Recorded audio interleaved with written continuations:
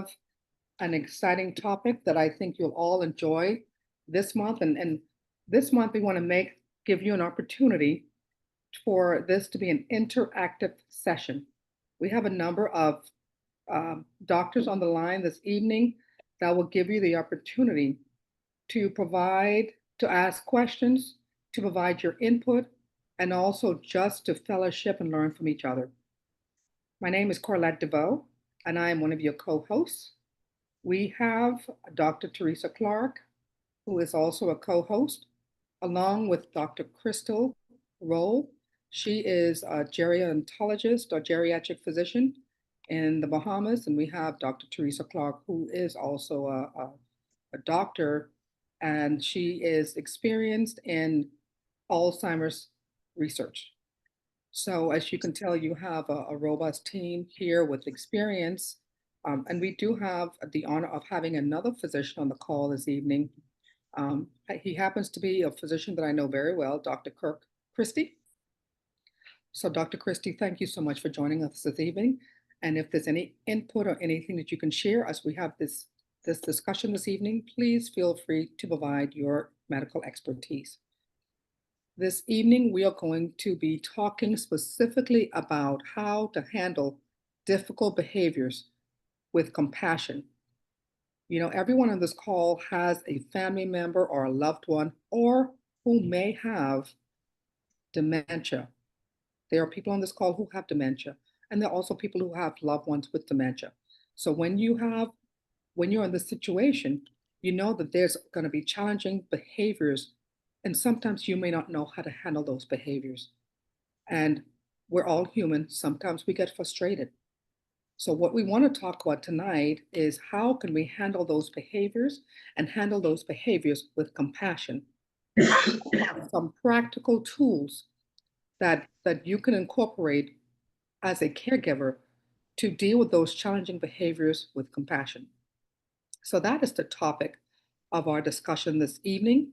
Dr. Clark, Dr. Roll, is there anything you want to add before we jump into our discussion?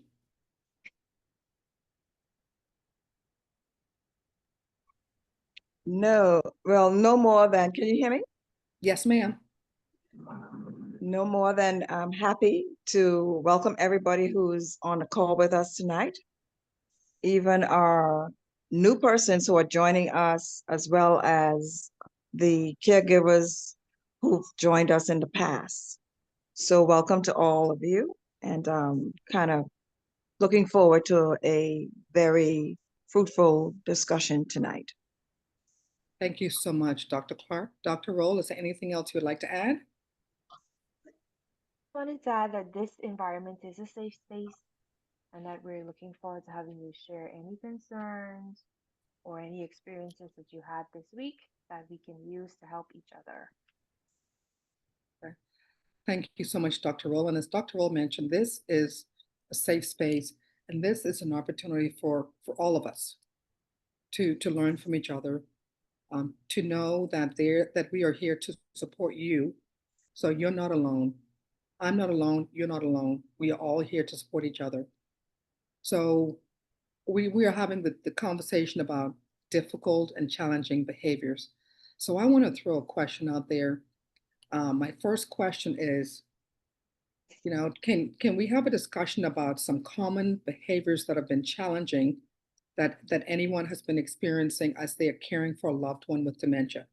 Is anyone willing to share their experience with a behavior that has been challenging with one of their loved ones? Good evening. Good evening. Good evening to all. My name is Anne Marie, and I am taking care of my 90-year-old bedridden mother, adopted mother. She has a touch of dementia, which I think the doctors have told me. But my frustration comes in is this is my first time doing caretaking. I reached out to the geriatric, the head nurse of the geriatric, and so they gave me some tips. They send their nurses and even doctors and stuff like that. So they're giving me tips, which is very, very helpful. And I really appreciate it. And then I was so excited that I saw this flyer came out that I wanted to learn some more. She continuously saying that she's up in the air. She's dizzy, and she's up in the air, and she sees this hole and stuff like that. And I'm trying to figure out, is that has something to do with dementia, or is that something different? Thank you. Thank you for the question, Ms. Anne Marie. Dr. Clark, Dr. Roll? I'll let Dr. Roll start on that. Okay, good afternoon. So you're saying she's having hallucinations. She's seeing things that are not really there. Is that correct? Yes. Okay. Can I ask a few questions in terms of medical background and so on?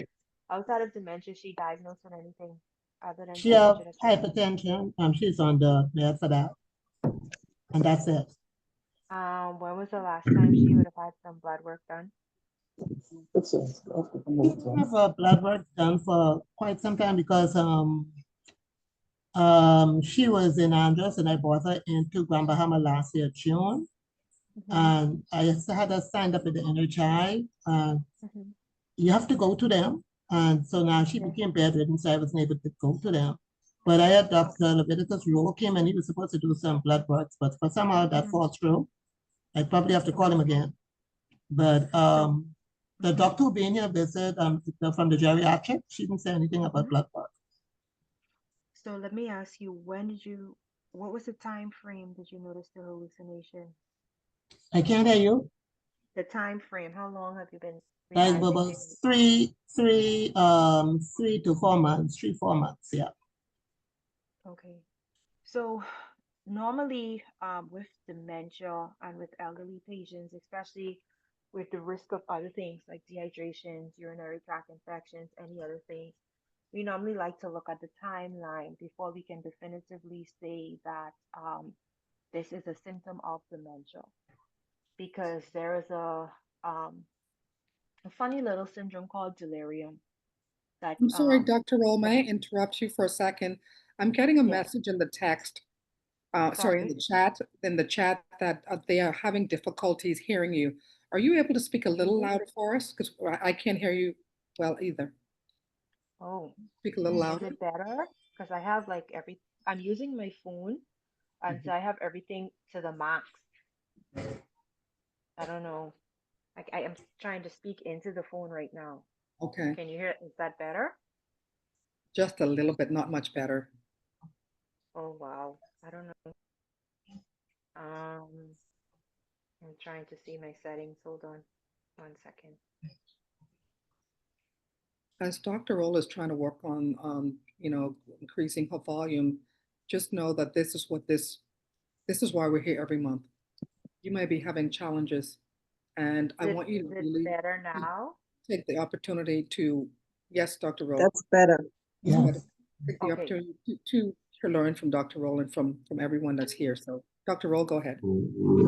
Right. So, like I was saying, there's a funny little syndrome called delirium, which is an acute change in a patient's baseline, or what we would say their mental status, even though they have a diagnosis, like you said, a touch of dementia, or we would say mild to moderate cognitive impairment. So it's before we can definitively say yes, what she's experiencing are true signs of dementia, we would have to investigate her organic causes. Organic causes being blood work to assess what her electrolytes are looking like, if there is any form of infection on board, if there's any possible dehydration on board, that type of thing. Even your thyroid is very important at this time. So that's why I asked what her baseline um, looked like, because in terms of what she normally is, and that's why I asked what the time span was, because if she's been diagnosed with a touch of dementia, like you say, or mild cognitive impairment, and then here we are now seeing the hallucinations that were only, then we would want to know what would have changed from then to now. So my advice to you is, before we just go with, oh, that's just a dementia, let's try and rule out the organic causes. So I would encourage you to reach out to Dr. Leviticus Rule again, to have him to come and evaluate her and assess her to determine if there's anything additional going on that maybe needs to be treated in an effort to return her to her baseline. I hope that Okay, helps you with it. yes, okay, thank you, appreciate it. Dr. Clark, do you have any input, any insights? Yes, how old is the patient? She is 90 years old. She's 90 years old. Okay. All right. Recommendations, I would follow that up to roll and let's just take it from there. Just keep us abreast as to the outcomes are. Okay, yes, I'll be in contact with Dr. Rose tomorrow, see if he could come back. Perfect. I know he's very busy, but I think you'll assess. Okay, great. Make sure it's taken care of. Thank you. Thank You're you welcome. so much, Ms. Anne Marie. Do we have anyone else that's willing to share any common challenging behaviors with their loved one?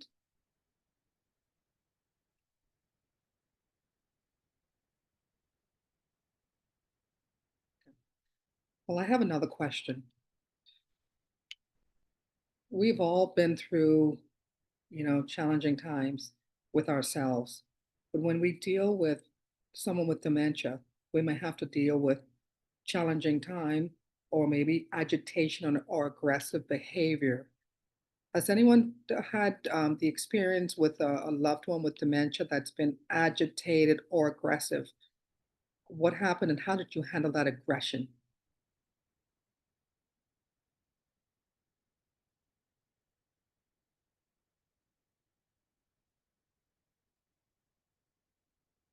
Okay, so I'll share a story. I had an adult daycare with 65 seniors every day in my facility, and many of them had dementia. And I had one senior that I'd like to share a story. This particular senior, every single day around the same time, this senior would grab a purse and she would be ready to jump over the front, the reception area to go to escape. And she would get extremely aggressive because she's trying to leave. I'm leaving. She's going to catch the bus. And she would be extremely aggressive. And I think I shared this story before. And so knowing that 2 o'clock every day, this client is going to grab a purse and she's leaving, whether the door is locked or not, she'll figure it out. We had to identify the pattern and behavior. She would get aggressive around this time. So how do we handle that? We started using diversion.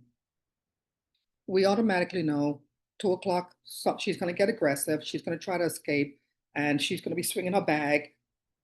It is what it is. So what we started to do is around that time, we would start having her do different activities. Hey, you want to, I know you have to catch the bus real soon. So can we put your makeup on so you can be prepared to go and catch the bus? Let's get you dressed. And so we would do things to divert her from actually trying to escape because she was trying to escape.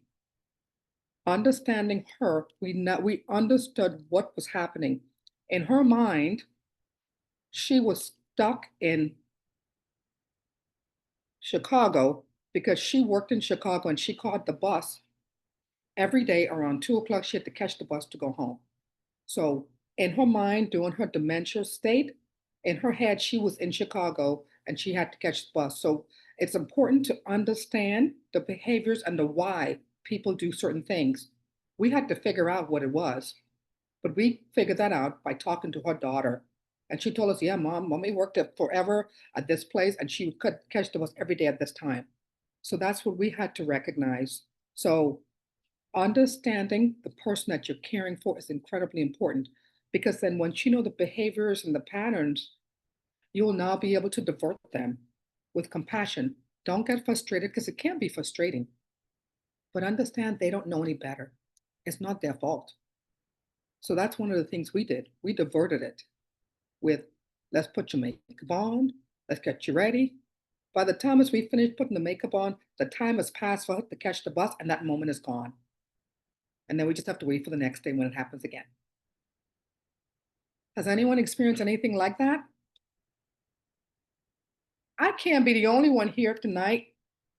Y'all, I can't be the only one here tonight sharing my stories. This is not about Corlette. This is about you.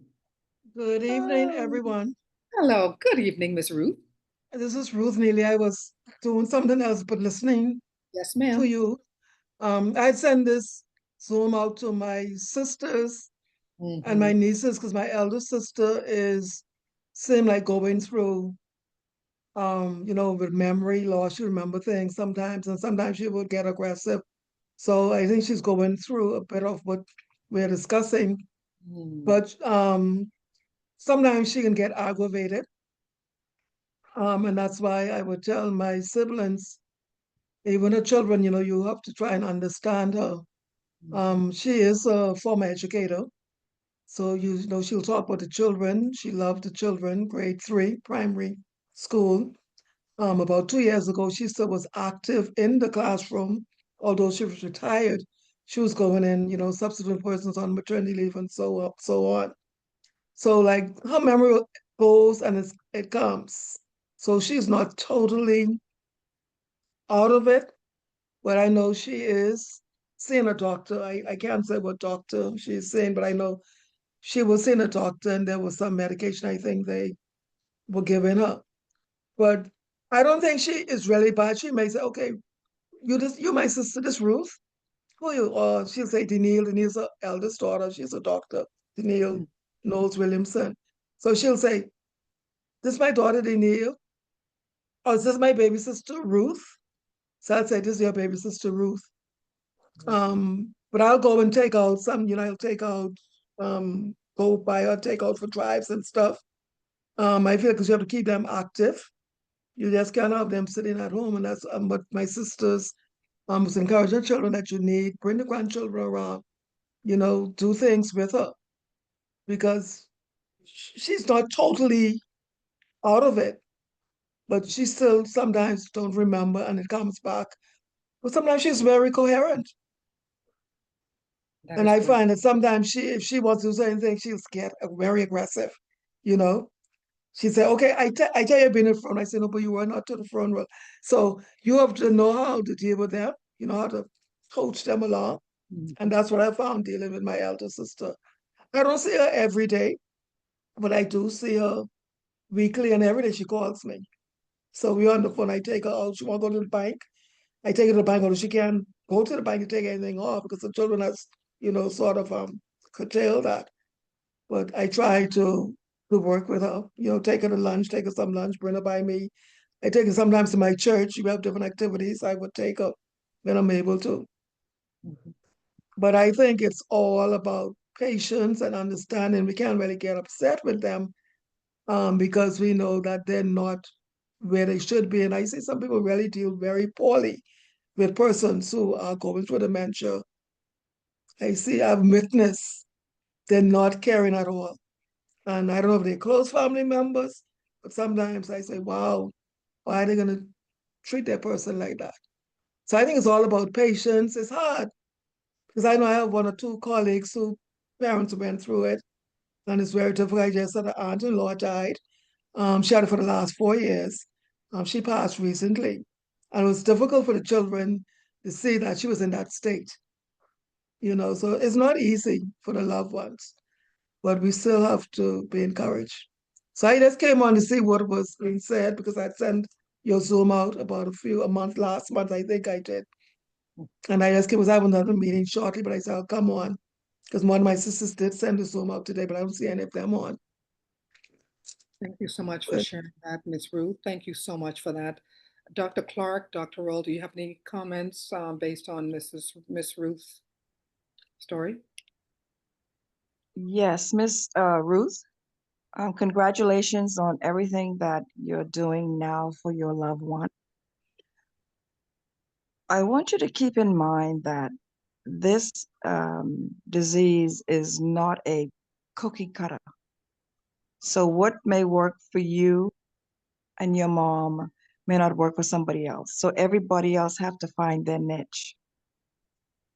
I want you to keep in mind that it's the disease process that's causing the changes in your mom. That is not your real mom. in, quote unquote.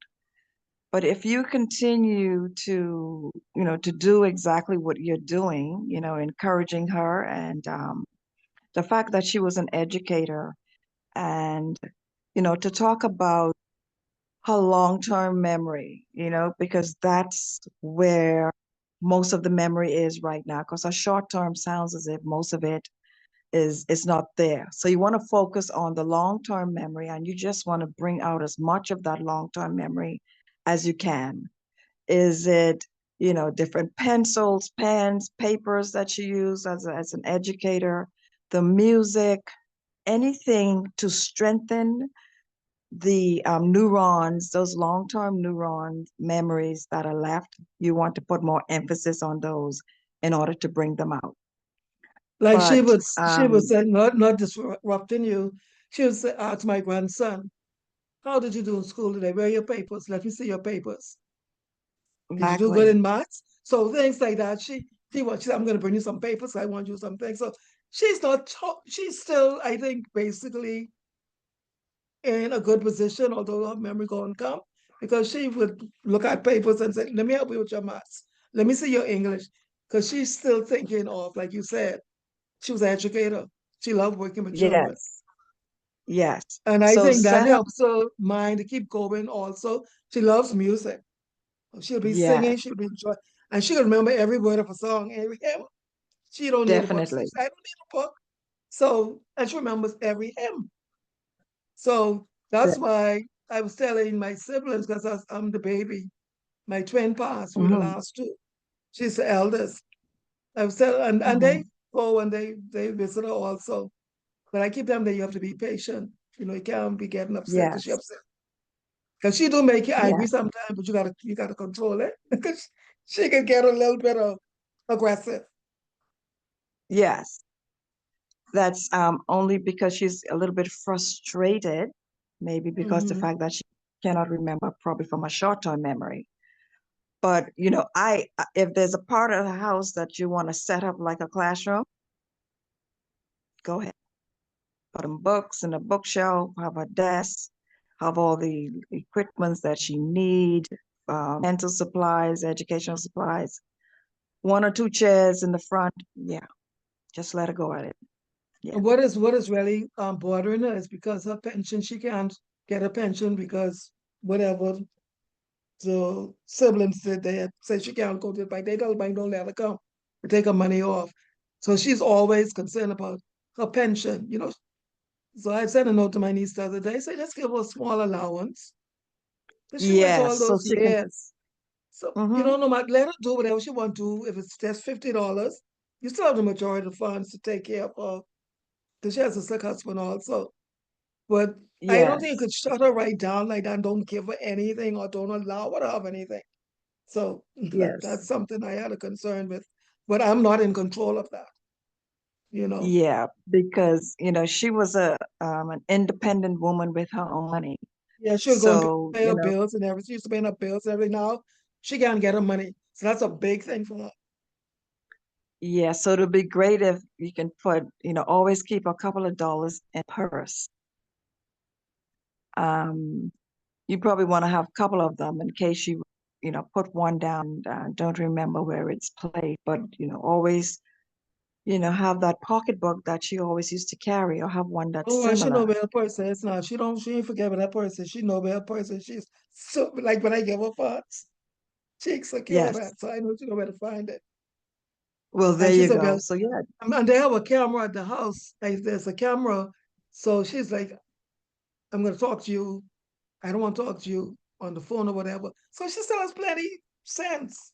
Because she don't want them here, yeah, but so I think she still have a lot of her knowledge and her cohesiveness, but that's why I think they should, that is, just give her a small allowance. But she know yeah, exactly what she wants to do when she wants to do, although she may get aggressive sometimes. She know exactly yes, where she want to go. Or she know that's exactly great. where you want to take her. So I That's tell her, great. she isn't so lost with her memory because she get a good memory. She said, well, I was waiting for you to come for me. She have a memory, although it go and come. I still think she remembers That's a lot. good. That's good. Just continue to stimulate her and keep her busy. Yeah, she Dr. needs to Clark, keep busy. Like she likes to yeah. sew. So I would take stuff for her and I said, I want you to do this for me. And she go to a machine and she did some dresses for me the other day. So I know things she like, Excellent. I keep her occupied. Yeah. There you I go. think it That's sounds And important. then I'll give her something. I say, okay, thanks for doing this for you, you know? Excellent. So that's why, Yeah, that's how I continue. try to deal with her. Yeah, so. continue Dr. doing what Clark, you're I can't doing. say how everybody else is. Dr. Clark, thank you so much for sharing that. I think that it's incredibly important that some of the things that you and Miss Ruth were talking about, um, the independence has been lost by her family member. So when you lose that independence, you will expect someone to be aggressive and be agitated. And in this case, it seems like that's part of the issue here. And Dr. Clark, I think you said it well. If just give her $5, $10, give her something to put in her pocket. Don't just completely cut her off. It is her money. And if, taking it to the bank to withdraw $5, $10, or just give us some money to put in her pocket would reduce the agitation, why not? And then Dr. Clark, wouldn't this be because Ruth said that her mom is back and forth, is in and out, would that indicate more of a mild to moderate dementia versus a severe dementia? I would consider that to be mild because she's still making dresses. That's true, She's right? still making dresses. Exactly. She's Yeah. still making dresses. You're absolutely correct. So Yeah, I think she's independent. She still want to do some of her banking, and she's very much, involved in, the long-term memory as in teaching and what she taught and let me see your math and so forth, so on. So I would consider that mild. I don't know Dr. Roll's intake on it, but what are you thinking, Dr. Roll? I think if she still has a good grasp on a lot of her activities of daily living, as well as her um, ability to still conduct some of her independent daily activities, then that's a positive as well, that she may be ranging between mild to moderate in terms of her cognition and ability to still function. So Mhm. it's still a good sign. The only thing I would add is, in addition to all of the tips that were just shared between the both of you, is to establish a routine. Ensure that whatever stimulation is used to keep her baseline functionality as intact as possible. Ensure that it's a routine, because they do better once they're in a structured environment with a bit of routine and it's familiar to them. It's like her husband is, like I said, she has an ill husband. He's not able to walk. But she said, you went in there to see Leslie. He right in the back there. Go see him. You Mm. know. So she is concerned about him. But I think the children do. Her sons who live there with her, they seem like they do most of the cooking. They don't allow her to cook.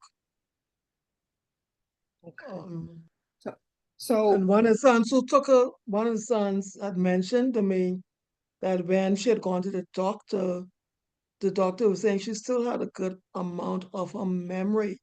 It's mhm, not like she was totally like really gone over totally. So there was a good part of her memory still there. And that's why that's one of my exactly what siblings Dr. was Clark is saying, saying. do things, take Mild. her, let her do things that she liked to do. Like I mentioned, she changed my zippers the other day in 4 dresses. And she was Mhm. enjoying that to the machine, at the That's sewing machine. So she has all of that capability. that's That's great, fantastic. Dr. particularly for her age. Yes, that's She's excellent. 73. That's beautiful. 73, yeah. Mhm. You So just want to let's see maintain. if we can, anything else before I, open it up for additional comments and thoughts, Dr. Clark? I'd like to hear from others if there are anyone else that wants to share their experiences with a loved one who is exhibiting aggression or agitation. Anyone else want to share their story? Hi, good evening. Good evening. Hello. Hi. Hello, are you hearing me? Yes, we can. Okay, great. Hi, good evening. So I am not the primary caregiver. My sister is. I was hoping she would have been able to make it as well, but unfortunately not. But I do have some experience being around our father, who he is a very quiet person generally. He isn't aggressive. What happens sometimes is he will not want to sit down, like, so you're taking him to the dining table to have dinner or breakfast, and he may stiffen his body and he will not want to move, so he would not want to sit. There are times when the same reaction would be if it's time to shower, things like that. And I am not living with my parents. My sister is, so she deals with it all the time. I mean, when I go to visit, I try to assist as best as possible, but sometimes I'm not sure how to get him to do what I want him to do. Sh shouting is not the answer. We speak to him very softly, very gently. Sometimes his eyes will be closed for the duration, and you're like, Daddy, open your eyes, look at me. I'm talking to you, look at me, and try to get his attention back to me so that he would hopefully do what I'm asking him to do. But because I am not there all the time, and this is a new situation for all of us because we haven't ever had to deal with it before, any recommendations on how to treat with that? Thank you for your question, Ms. Natasha. Dr. Clark, Dr. Roll?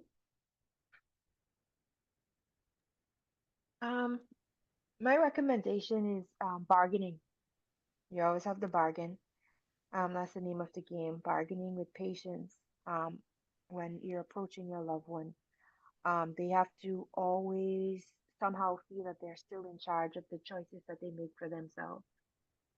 Um, so it's not a daddy, come, let's do this now. You find out, dad, are you ready to bathe yet? Or are you ready to have breakfast? Or dad, here are three shirts. Which one do you like? Do you like this blue one? Or do you like this purple one? It goes over better than we have to do this now, or this is what's going to happen now. You find that once you discuss with them and give them the option of making the decision at the time, you can bargain with them, and it goes over much better than just a demand, because they would have felt that they would have made a decision. Now, the thing is, it may not work all the time. Sometimes it requires much more effort, much more bargaining. Sometimes the bargaining may be food or something that they like.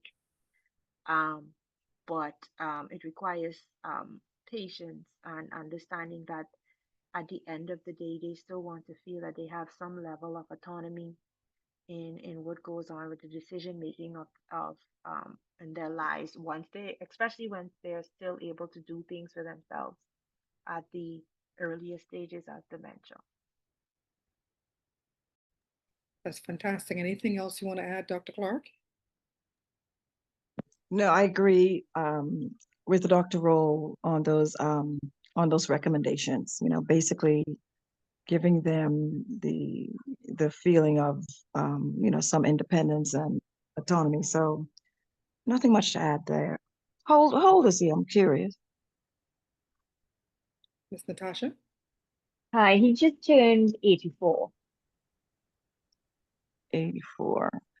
And does he have any problems with his mobility or anything like that? Not really. I mean, he walks, and there are times he may stumble, but I mean, I was there recently and he was walking very briskly. He seemed very good. I mean, he didn't stumble or anything like that. He would walk for himself typically. He would sit down unaided. Mm, So yeah, I can't say that he really has any mobility issues like that. yeah, yeah. Okay. I agree with all the recommendation with Dr. Rowe. Fantastic. Thank you so much, Dr. Clark. Dr. Christie, I see your hand is raised. Yes, good evening, everyone. Good evening, Mr. Vo. Just wanted to also mention that medications can also cause behavioral and even psychological symptoms. So just be aware of any new medication that is being prescribed and the onset of any psychological symptoms or behavioral symptoms. The second thing is also there may be an underlying depression or episode of depression that elders go through, and they typically don't present in a typical fashion. It may be atypical. So with elders, it may not be sadness, but it could be withdrawing from activities that they once normally enjoyed, or the loss of motivation, or they may not be talkative as they usually are, and they may also be uncooperative. And this is often mistaken for them having a behavioral issue. So they may have to be screened for a major depressive episode. Also, the use of substances can change behavior. And sometimes we have elders who are sneaking alcohol, and we know that the regular use of alcohol can also lead to depression, and sometimes pain medications or the lack of pain medication. An elder may be in pain and they're not able to voice that the pain is escalating, and pain can also bring on behavioral and psychological symptoms. And so it's very important that as Dr. Roll had mentioned earlier about us inquiring about the onset of symptoms to rule out a medical cause, but also consider that a medication may also be causing the behavioral symptoms and psychological symptoms, but also understand it could also be a functional disorder, major depression, and you may have to have your loved one see a psychologist or psychiatrist, or discuss with your primary medical doctor if you're seeing atypical symptoms of depression, the loss of motivation. There's something called anhedonia, the lack of engaging in activities once normally enjoyed. This is all Thank you. fantastic stuff. Thank you so much for sharing that, Dr. Christie. We have 3 physicians on the line right now that are experts in this field of dementia. So you have an opportunity to ask them questions and to really pick their brains. So please use this opportunity to share and and try to learn from them. Dr. Christie brought up some really great points. And I love the fact that, because I was going to ask the next question is, what are some of the things that really trigger aggressive behaviors and trigger certain behaviors in seniors with dementia? And you kind of shared some of those things, the different medications and the different things, and depression, you shared that. I want to I want to peel the onion a little bit here in terms of being more specific in terms of some techniques that can help de-escalate those aggressive behaviors. So if someone has aggressive and tendencies and behaviors based on a number of things, you know, can you share, and this is for the physicians and the doctors on the call, can you share some strategies for us all when we're dealing with a loved one who may be agitated, who may be aggressive? What are some things we can do, regardless of what the reasons are for the aggression? Dr. Roll, First, go ahead, Dr. Clark. I'll start with you and then go to Dr. Roll and then Dr. Christie. firstly, you want to remain calm. You don't want to be pulled into the situation. Remaining calm is key. Even though you may feel like pulling out your own hair and screaming, but you do not want your loved one to feel that you are also agitated and upset as well. So you want to remain calm and try to find that most effective way to reduce the agitation of your loved one. So the tone of your voice, how you give the instructions is very important. And it has to be encouraging to them. The whole objective is to de-escalate the present situation, more or less. I'm going to leave it there because I just got a call I have to take. Dr. Roll, can finish. Dr. Roll? Yes. I agree with Dr. Clark. You have to remain calm. You also want to create as best as possible a safe environment for that person so that they're not harming themselves. Um, Communication, effective communication, clear speaking, slow speaking, quiet speaking, a reassuring voice um, to attempt to change the setting or change the mood in the environment. Also, something that we may not look at as being important, but it is, you want to validate their feelings. Acknowledge the emotion without you getting angry or with you correcting them. Like, okay, I know you're upset about something. I understand you're feeling this way. Approach it from that angle instead of trying to argue with them or try to dismiss what they are feeling. See how best you can distract or redirect or shift the attention from what's happening to something else.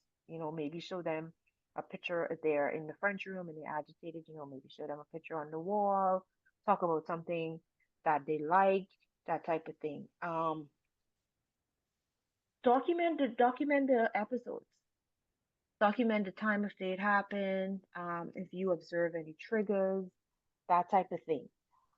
Because what happens when you once you have that bit of information, then you can then implement preventative measures to prevent it from happening, as well as if you can also during that time, if you notice it happens at a certain amount of time, or if it happens if the individual is overstimulated, then you would want to, if you notice it happens, like Miss um, DeVoe said earlier with her patient at 2 p.m., if you notice it's happening then around that time you limit the stimulation, reduce the environmental noise, see if you can move them away from clutter, that type of thing. And positive reinforcement is another very powerful tool that we sometimes underestimate how effective it is. Verbal praising, small reward, affectionate gestures, encourage when they do behave the way that you anticipate they should behave. Encourage it. Mhm. You want to also avoid punishing them for these outbursts or for these abnormal behavior because you understand within themselves that they perhaps are not sure because they're confused with exactly what's going on.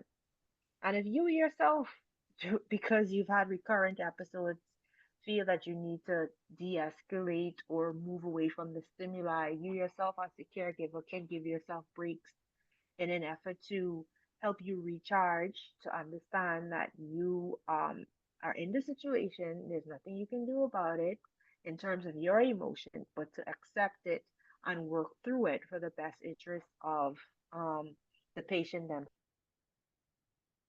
If all of that still doesn't give you the optimal results that you want or need, there's always professional assistance.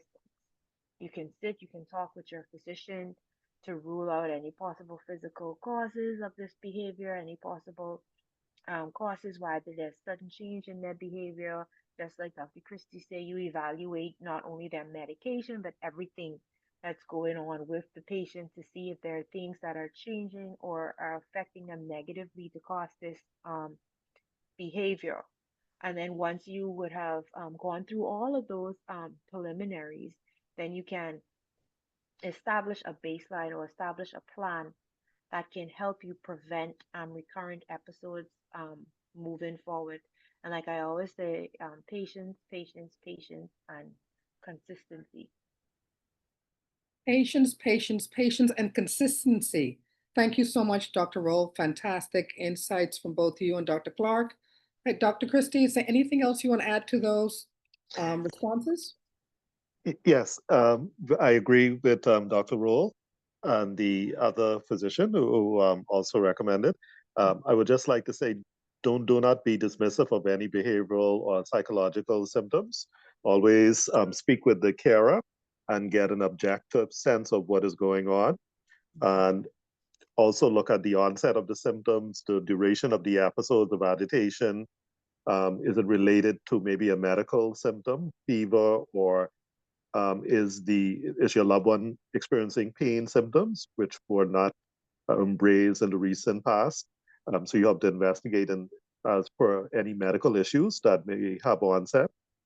Certainly, as I said before, inquire about depression, ask your loved one if they're experiencing any sadness, persistent sadness throughout the day, or do you objectively see them withdrawing from activities that they like to do, maybe tea time or watching television or doing crossword puzzles.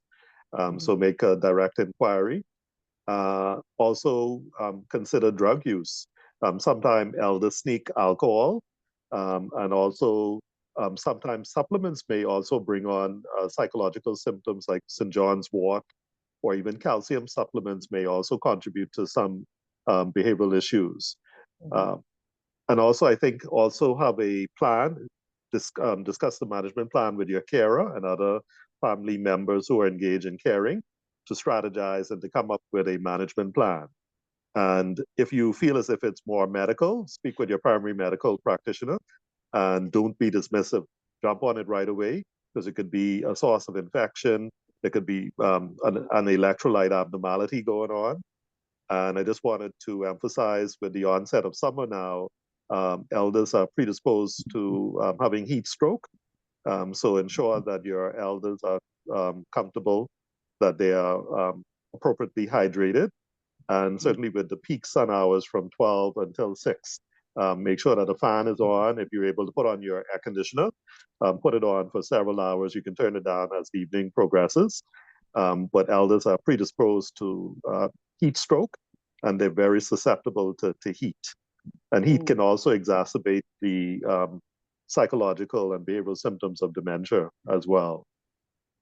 And so those are my comments. Don't be dismissive, act appropriately, have a discussion with your primary medical doctor if the symptoms are progressing. Fantastic. Great insights by all three of our doctors on the call. You know, it's not easy when you have a loved one that is going through this. But I applaud all of you for being on this call. We have right now 44 people on this call, and I applaud all of you for being on this call because that tells us all that you care. We know it's not easy.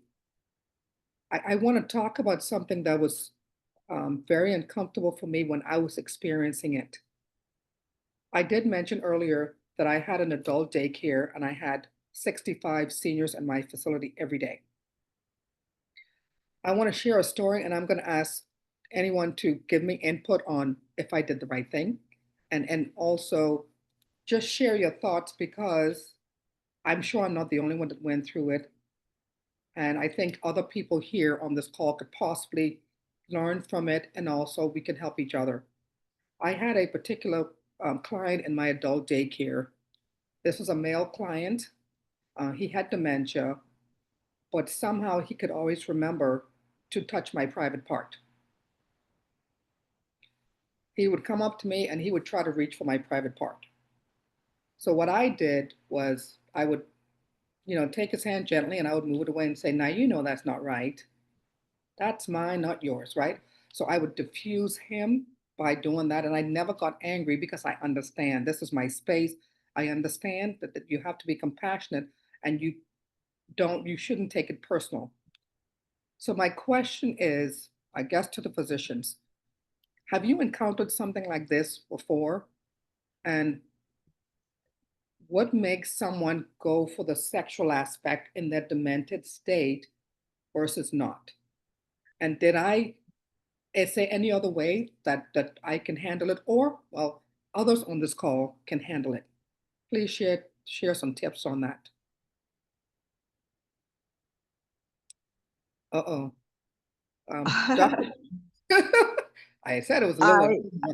I personally have not experienced anything physical like that, but I've been exposed where they would ask questions about my husband or sexual questions about him or something like that. So that's when I basically have to shut it down and stop the assessment at that time and letting him know that that is not part of the assessment for today, and it's inappropriate to do. And I would try to get another person in the room with me, even though the device that I'm using is recorded. And that's only because the pharmaceutical company is requesting that I record my assessments, doing cognitive testing on them. So, and then I had a conversation with my boss, my neurologist, and let her know what's going on. And then, you know, she would tell me what to do. But in terms of physical, for me, no. But verbally, and we just shut it down, basically. Right. So, and you know, Dr. Clark, this happened. So my facility, I had 65, and it was pretty much an open room. So everyone was in there, all the employees. So this was not in private. But you know, I didn't, and I never quite figured it out. But my only assumption was somehow he was stuck somewhere. And you know, and I told my staff that, hey, when somebody does that, you want to gently, don't slap their hand and don't get angry. This guy has been diagnosed with moderate to severe Alzheimer's disease, right? So you know that I don't think it's intentional. I think he was stuck somewhere in his head, wherever that place is. I'm not sure. But no matter what that situation is, my philosophy, my belief is be kind, be patient, and defer. And that's what I was trying to do. So I don't know if anyone else has experienced that. You know, I had 65 people every day. So, you know, I've been through the gamut, right? I've experienced a ton with seniors. So has anyone experienced anything like that? And let's talk about, you know, what are some other alternatives to handling a situation where someone may be inappropriate in touching your private parts? Anyone? I know Dr. Roll is trying to fix her microphone as well right now. I can comment, Mr. Vo. Yes, sir. Yeah. Yeah. So yes, so I think you did the appropriate thing, setting boundaries. But it could be part of the what they call a behavioral, psychological, and symptom disorder of dementia.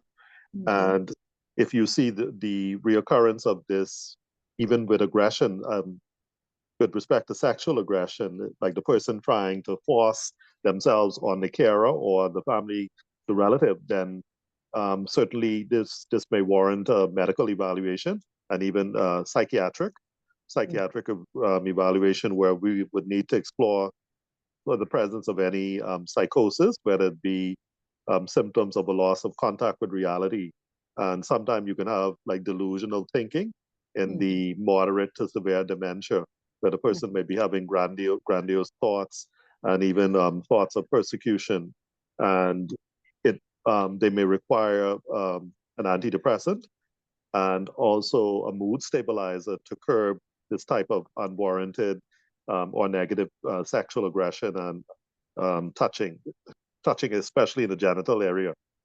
So you did the right thing, setting boundaries. You showed sympathy and understanding that this is dementia, and it's not entirely the patient's fault. And so we always have to show sympathy to our patients and not hurt them, because there have been instances of caregiver abuse and even sometimes the family abuses their elder loved one. So we have to be very cautious, because today it's our parents, tomorrow, in the next 15 to 20 years, we're going to have an aged population. It could be us. And so we would want appropriate care in our elder age. So I think if it's happening, and you should also have someone accompany you, especially in the home setting, especially if you are spending some time or bathing the patient or changing. And like you said, it could be some memory from the past, and they're locked in that memory, and they don't understand the boundaries now currently. But it also could be some changes related to dementia, which would warrant the medical evaluation and a psychiatric, and then the initiation of appropriate mood stabilizing, which could be Depakote or Tegretol, to curb this type of behavior. That's great insight and great advice, Dr. Christie. Yeah, so Dr. Christie, just a quick question, Colette. Dr. Yes. Christie, do you think the frontal lobe is where this stimulation is coming from? Or what part of the brain you think this is Yeah, showing most of its? yeah, certain dementias cause certain thing like frontal temporal dementia Temporal lobe. and Mm-hmm. temporal lobe, that they may be Mm-hmm. having some issues, and even in some cases of vascular dementia too, that can cause it. But yeah, frontotemporal dementia. Yes, Yeah, you may have that's some what I of these symptomatology. Yes. Wonderful, yeah, wonderful. that's what I thought. Okay, I, thank you. I see Dr. Roll. Dr. Roll is having issues with her microphone, but she did respond in the chat. And her response is dealing with hypersexuality and dementia requires understanding, focus on redirecting the behavior, providing alternative forms of affectioning, I think. It stems from many factors, including boredom, anxiety, or reduced ability to inhibit impulses. Dr. Roll, 100%, because as I think back, this gentleman was constantly anxious. He would walk around the facility all day. He didn't sit, he walked all day, and he wasn't able to walk strongly, so he kind of shuffled, and he would walk around the facility the whole day, and he was constantly sweating, Dr. Roll. So you're absolutely correct. So there's just so many factors here, but he's passed away now, but you are absolutely correct. He was very, very anxious, and he demonstrated it in his shuffling, walking around the facility, and his perspiration all, all day long. So great insight. Thank you for sharing that, Dr. Roll. I do appreciate that. Does anyone have any thoughts that they would like to share as we continue this conversation? I would just like to make a comment, Mr. Bo, that we also have to focus on the spiritual. And as a psychiatrist, I would be foolish not to also recommend spiritual awareness. And even despite the person having a mild to moderate and even severe cognitive impairment, spiritual awareness is very important. And certainly in instances where the carer can read a Bible verse or share some positive affirmations with the patient, this is very important. I know members of clergy do make home visits, especially if the person is a member of a home church. There are certain representatives of the church that would come and pray for the elder. This is very important because this helps also too in the management of the patient and to curb any aggression, also to also diminish depression symptoms as well. Because we know our elders sometimes they feel as if they're alone, and certainly the loss of autonomy can negatively impact their belief system and all of that. So we emphasize what is called a biopsychosocial spiritual approach to the management of these disorders. And so I know it is culturally accepting still in the Bahamas for clergy to come out and for families to praise God and pray. So this is a very important determinant here in the Bahamas still. And we recommend it as psychiatrists to families. Thank you, Thank you. Dr. Thank you, Dr. Christie. So as Dr. Christie mentioned, we have that option in the Bahamas. I know we have folks on this call from all over the world. That's an option. Check with your local clergy and check in your country if this is possible, because I do believe that that's a fantastic way. And it's also a very calming way, to keep patients with dementia calm, and also for the caregivers. We're talking tonight about how to handle difficult behaviors with compassion. And this conversation is not just about handling difficult behaviors with our loved ones, but we also need to address how to provide practical tools for you as caregivers, because we know statistics shows that the caregivers are extremely stressed, and sometimes caregivers pass away before the ones that they are caring for due to the stress. So I want to ask, and I want to get thoughts. Everyone has their way of de-stressing. Can we have a discussion on some self-care practices that you all are doing to be sure that you take care of yourself so you don't get burned out? Anyone want to share some self-help practices that they do on a regular basis? Self-care, self-help. Dr. Clark, I see your mouth moving, but you're on mute.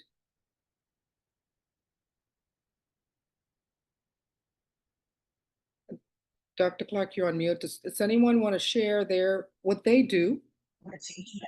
Take care of Go ahead. Good night. Yeah, I'm not sure I does anything, but I pray a lot because I really do get frustrated.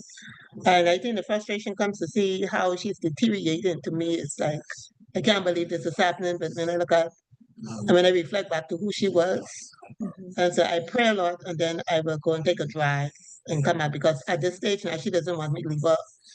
She'll ask me where I been, do I have someplace to go, and stuff and stuff like that. So, and then I would normally, because we in Grand Bahama and the rest of us siblings is in Nassau and other family islands, um, I would take that time to call them and talk to them and then let them talk to her. And that gave me a break because she loved to hear from them. And so I think that at that point in time, she feels a little bit better. I just want to ask one of the doctors in the early stage of dementia, do they take anything, any medication, anything? Because she do get frustrated. Yeah, and I don't have no medication for her, but just listen to her over and over. So is there type of some sort of medication? Thanks. Do you have a primary care physician? Like I said, I was the NHI, and because I can't carry her out no more because she's bedridden, the NHI doctor said she don't visit. So I use Dr. Leviticus role, and I have to pay him. That's $120 for each time I call him. But I went, like I said, the geriatric doctor. They're going to be visiting once a month. They say if I have any other issues, call. But no, that only Dr. Leviticus role, and she loves him. But you know, I have to be careful financially how much of time I'm calling him. Right. And we have Dr. Roll on the call. Dr. Roll actually works for NHI. Um, and then, of course, I think Dr. Christie, do you work for NHI as well? I didn't go on Bahama because when I was signing up, And not there in Nassau. yes, when I was signing up, that was the only doctor left in Grand Bahama. Yeah, and Dr. Roll, Leviticus Roll told me do not do NHI. I see. Yes, Mr. Vo. So I do work in public practice, but I deal more with the substance use disorders management at the Community Counseling and Assessment Center. Okay. But certainly we do have specialists working in the community who do conduct clinics in the community. Dr. Roll, we have a new director, Dr. Keith Rivers.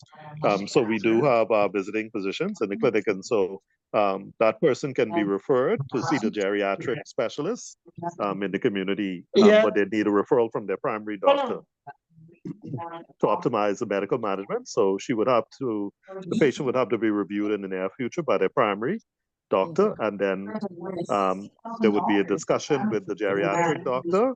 And because sometimes consultations can happen over the telephone or through Zoom session, and whereby the doctor can say, I recommend this and try this first. And if it fails, you could be seen, but there may be some instances where the geriatric specialist may say, I need to see this person.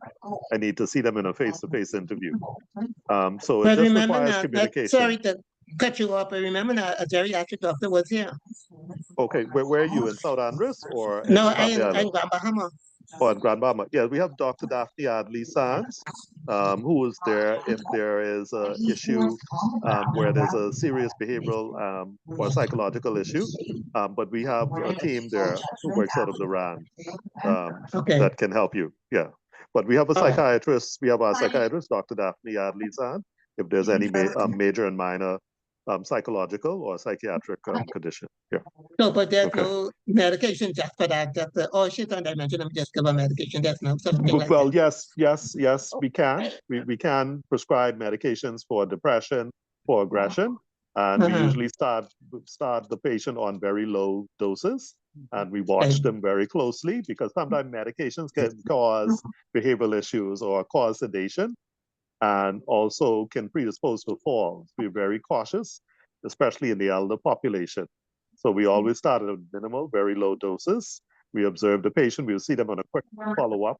But yes, there can be medications given for behavioral and psychological symptom disorder related to dementia. Yes. Okay, thank you. All right, I will add my cell. I saw someone asking me that myself. I will do it. Thank you. Thank you so much, Ms. Anne Marie. Dr. Christie, we appreciate your insight. Dr. Roll, I see you have your hand raised. Is your mic working? Yes, I got it working. Awesome. Good afternoon. I understand you're in Grand Bahama. Hawksbill Clinic. I'm not sure exactly where they are. They have a gerontology clinic in Grand Bahama. There is a physician by the name of, one second, let me look at the directory.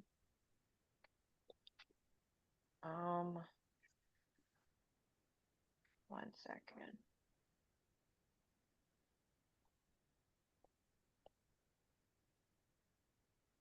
There is a physician by the name of Dr. Malaban. I'm not sure if I'm pronouncing it properly. Who is a geriatrician there, as well as there is Dr. Edwards. She works through Doctor's Hospital in Grand Bahama, but she's also a geriatrician that goes out into the home. I know you said that your loved one is at home and unable to go to the clinics physically. So you can perhaps reach out to either one of them and they do assist. There are times when I do go to Grand Bahama, but it's not every month.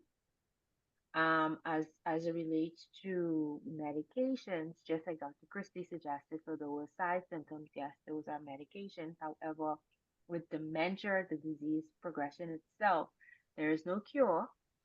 But there are medications that we use for persons that have mild to moderate cognitive impairment that slow down the progression of the disease. I'm sure a lot of persons have heard about Aricept.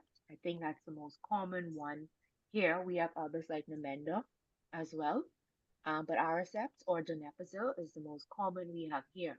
And it's important to understand that those medications only slow down the progression once the disease is caught earlier on. And you still would need sometimes assistance with behavioral modification meds that Dr. Christie would have mentioned earlier as well. Thank you so much, Dr. Roll. And also, Yes, go ahead, Dr.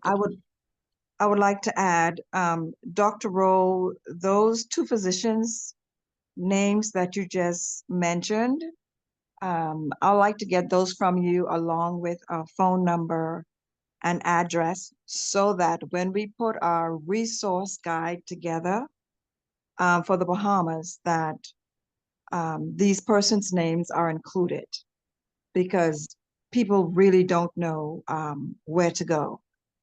The other thing too is that I would recommend for just about everybody who are on the call tonight is there, besides medication, hydration, etc., you also focus on the diet.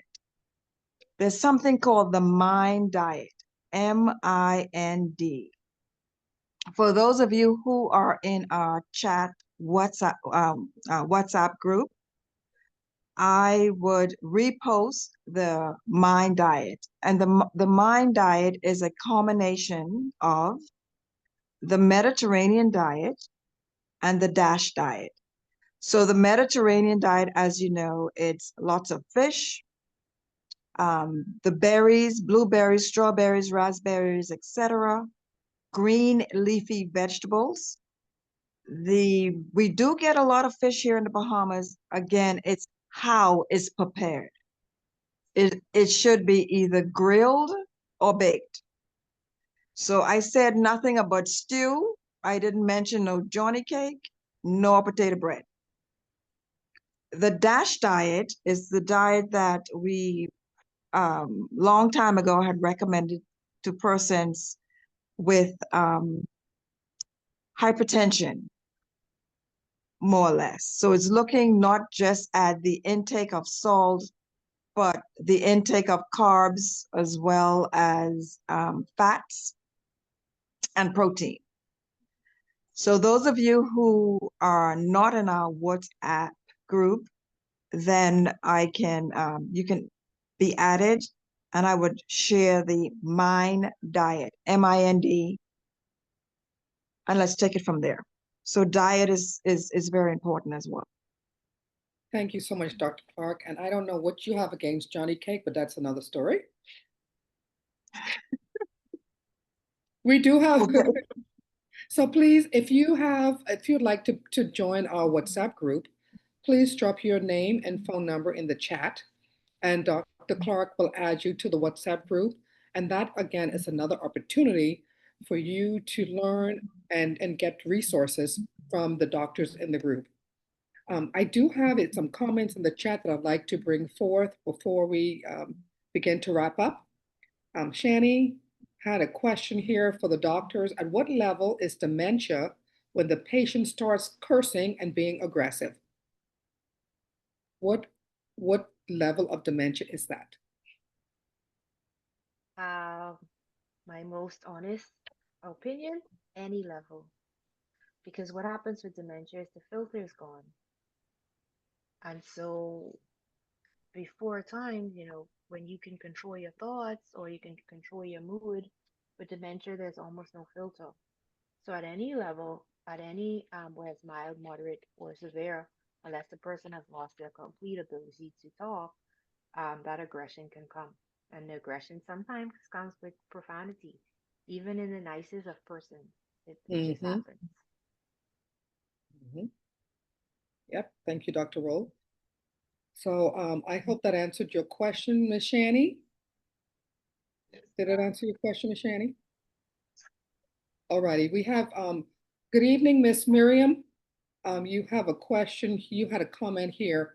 You said that you don't think you do enough self-care. Tell us some of the things that you are doing right now with self-care. You may be doing something, and and I want to have the doctors provide input on that. What are you doing now for self-care?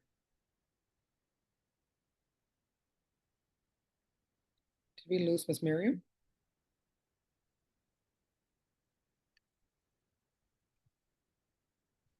Okay. Miriam, if you get this, if you are there, do you want to share what you're doing? Does anyone else want to share what they're doing to take care of themselves as they're caring for a loved one?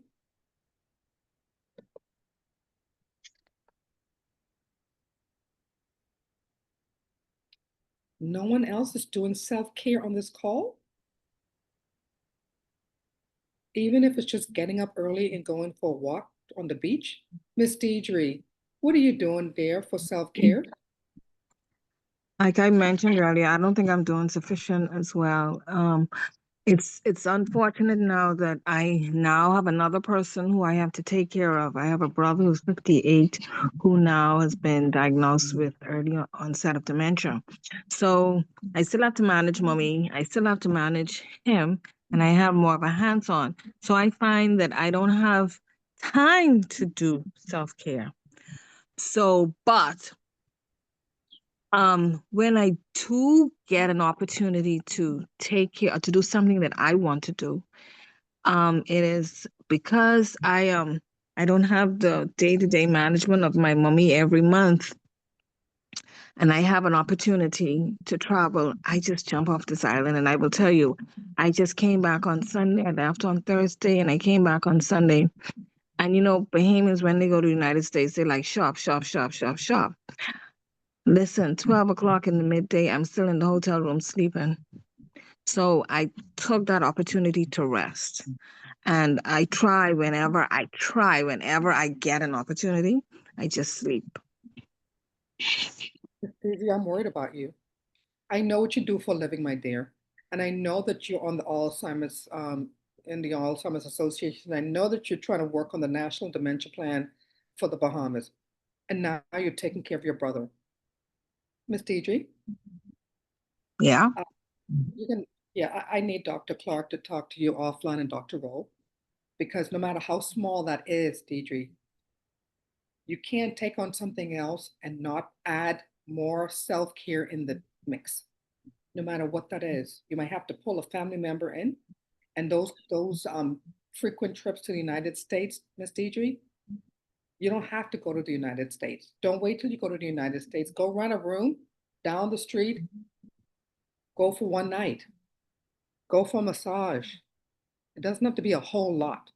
Little things like that, you know, every week, once or twice a month, if you can afford it, go get a massage.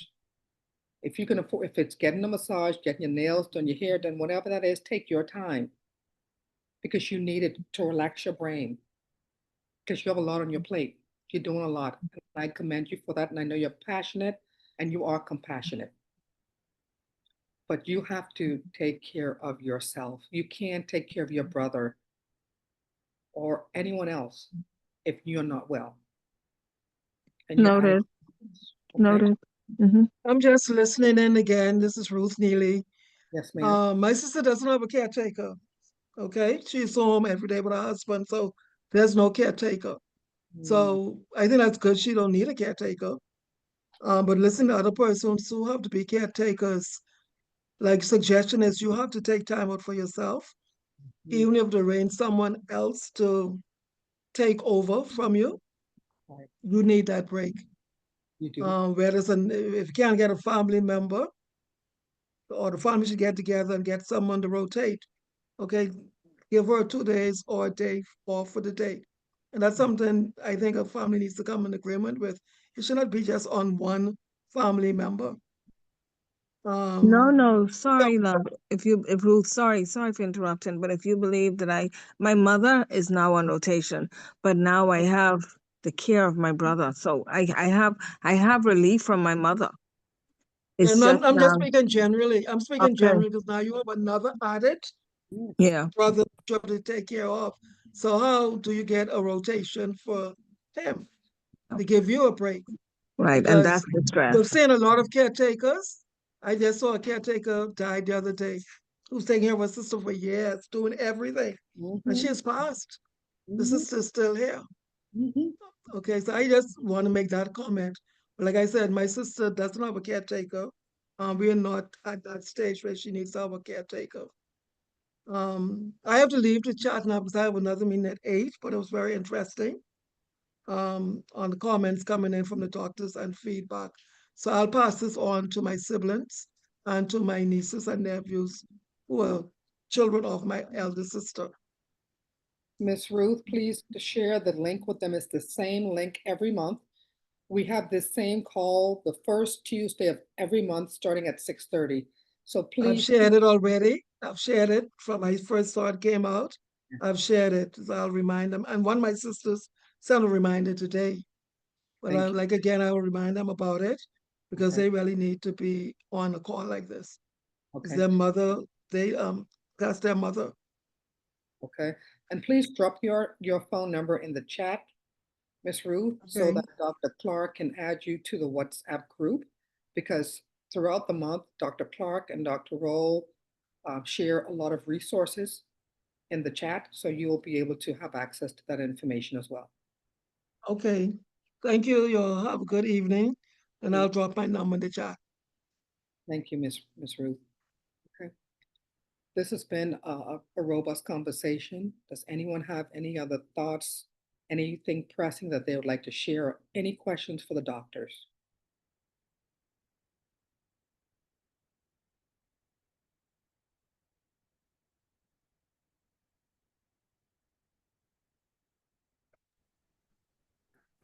Okay. Well, Dr. Clark. Hello. Good evening. Yes, go ahead. And then Miss Are you Christie, hearing? you go first, and then Mr. Burt, you can go after that, okay? Okay. Yes. You're hearing me clearly? Yes, ma'am. Good. Thank you. Good evening to everyone. You were asking about self-care, and I said I wasn't gonna speak this evening, but I just want to share this with you all that I did yesterday, and I plan to do it for the rest of this month because this is the best month of the year. Yesterday was my birthday, and I decided that I was gonna go to the park and just spend some time alone with God, and I did that, and it was so refreshing and so wonderful and meaningful. And I normally go away like 2 times for the year. I take 2 weeks out of a month and go away. And when I get the chance, I go to church in person, and I go out and do shopping or whatever it is whenever I get the chance to go out. So that's how I do self-care. Just wanted to share that. Beautiful. Beautiful. That's great. Thanks for sharing that, Miss Christine. We do appreciate it. And the Yes, self-care is important for you so you can be the best caregiver that you can be. Thank you for yes. sharing. Thank Awesome. You're welcome. Mr. Thank you. Mr. Burt, you wanted to share something? Greetings. This is the first time I was on your chat. Let me say that I was invited by Edward Boswick, my past district governor in Rotary. I was enlightened by the conversation. Okay, I will follow through with the group because really I am more concerned about the research that has been done regarding Alzheimer's, dementia, etc. And I will follow through and give my input in future meetings when I can. But let me say, and I will also relate some of my experiences with my mother because I haven't seen, I saw her last month after 3 years. 3 years. And just to see the change, yeah, it was humbling. It was humbling. Okay. But I will participate more as we move along. Thank you. So much. Thank you so much, Mr. Bird. And, thanks for joining us this month.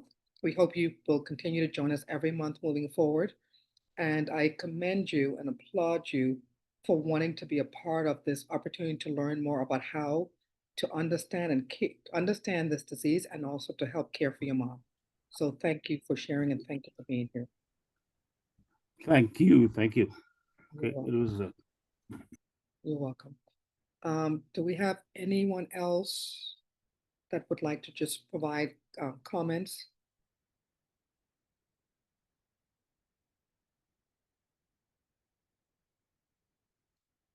Dr. Clark, do you have anything before we wrap up this call this evening? And I see we have a lot of people on the call today.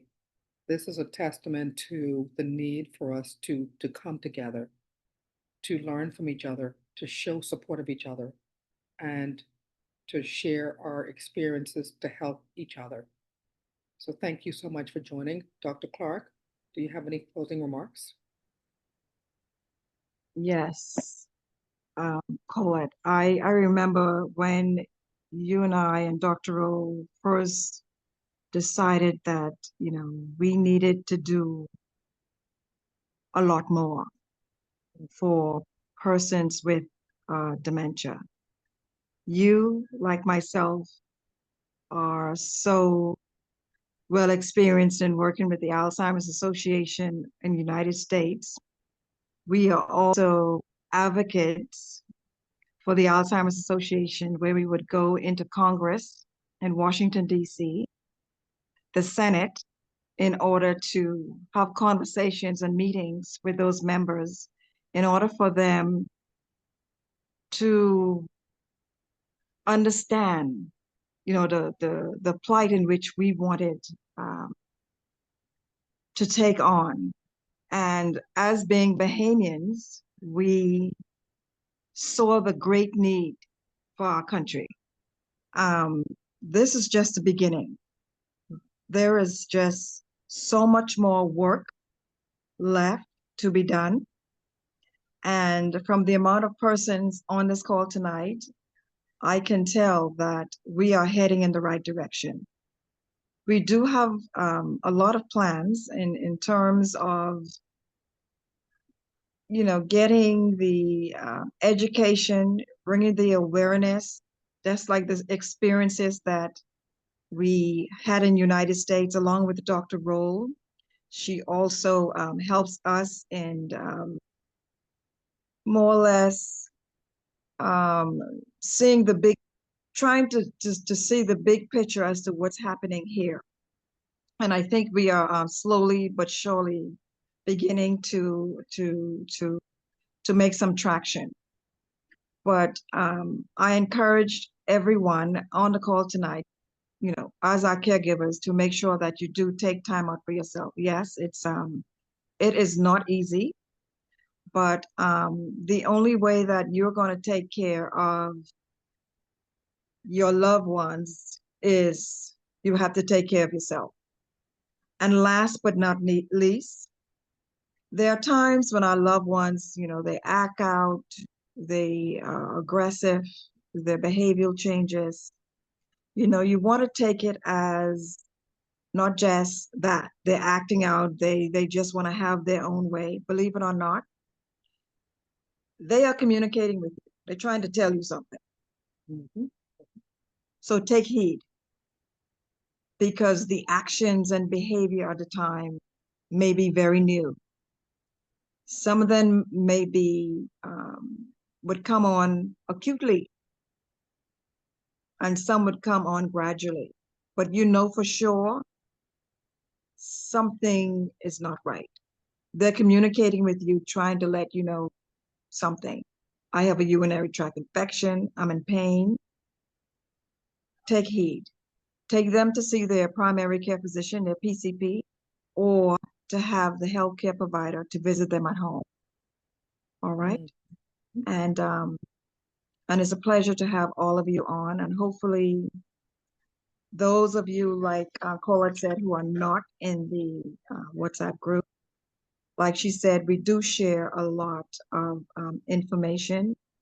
As a physician scientist in Alzheimer's research, I am at the cutting edge in working with other scientists in bringing medications. Right now, the only medications that's on the market only decrease the symptoms. There are 2 new drugs, maybe 3, that they are just so expensive. I had one physician to tell me that they probably would never make it to the Bahamas, but you never know. You never know. All right.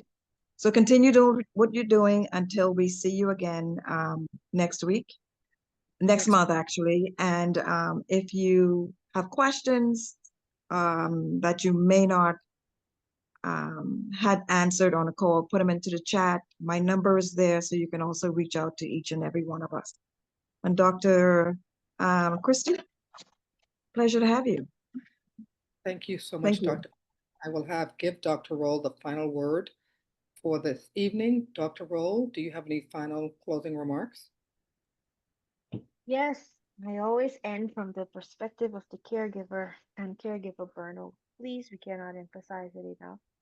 Take time for yourself. It's very, very important that you use the time to recharge, regenerate, refresh, because at the end of the day, you too have your life to live, and self-preservation is key. And so, regardless of how small it is, please develop a car to do something that is regenerating and something that you find enjoyable to yourself. Cannot emphasize it enough. We are humbly grateful that you have chosen to spend this evening with us, and we would hope that you continue to stick with us as we go through this journey together. And thank you so much, guys. Thank you so much, Dr. Roll. This evening, our topic was handling difficult behaviors with compassion, practical tools for caregivers. Thank you so much for Dr. Clark, Dr. Roll, Dr. Christie's input and insights, and thank you to all of you that participated and shared your thoughts, your comments, and your insights. We will be meeting again next month, the first Tuesday of every month, July 1st. We will be here again, having similar discussion and wanting to hear from you. Thank you all. Have a great evening, and remember, take care of yourself as you're taking care of your loved ones. Good night. Good night. Good night, everybody. Good night. Good night. Good night. Good night. Good night. Good night. Good night, Good night. everyone. Good night. Good night. Good night. Good night. Have a good evening. Hey, good night, mommy. Good Good night, night. everyone.